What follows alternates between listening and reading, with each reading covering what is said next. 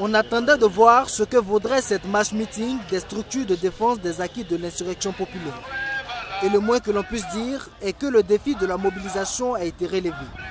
Des milliers de manifestants dans les rues de la capitale ce 4 novembre avec pour maître mot le binôme vérité et justice pour les martyrs de l'insurrection populaire et du coup d'État manqué de septembre 2015.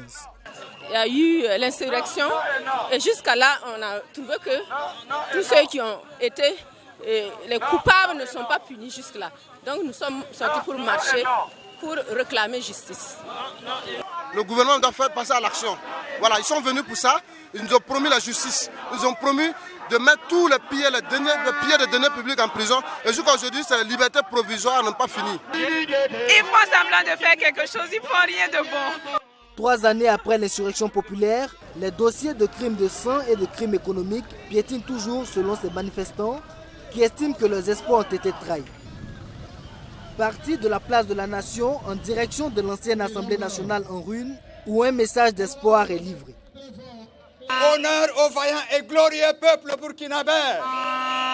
Honneur et gloire au peuple du monde en lutte pour leur émancipation politique, économique et sociale. Nalara, Nalara, Nalara, Nalara. Merci camarades. Ce n'est pas le fait que nous n'ayons pas confiance en la justice, mais nous faisons un constat qui est que jusqu'à ce jour, 3 ans après, rien n'a été fait. Que la justice accélère les procédures et que les victimes enfin puissent être restituées dans leurs droits et que les familles enfin également puissent être restituées dans leurs droits. Voilà ce que nous demandons. Avec l'ouverture des audiences de confirmation des charges le 25 octobre dernier, on pourrait dire que c'est un grand pas vers la manifestation de la vérité. Mais ces manifestants remettent en cause l'indépendance même de cette justice militaire. Quand on assiste à une manipulation des décisions de justice dans la Cour de cassation, où le président du Faso, de façon politique, eux-mêmes, ils interviennent pour annuler des mandats d'arrêt à l'endroit de Soro Guillaume, l'indépendance est où?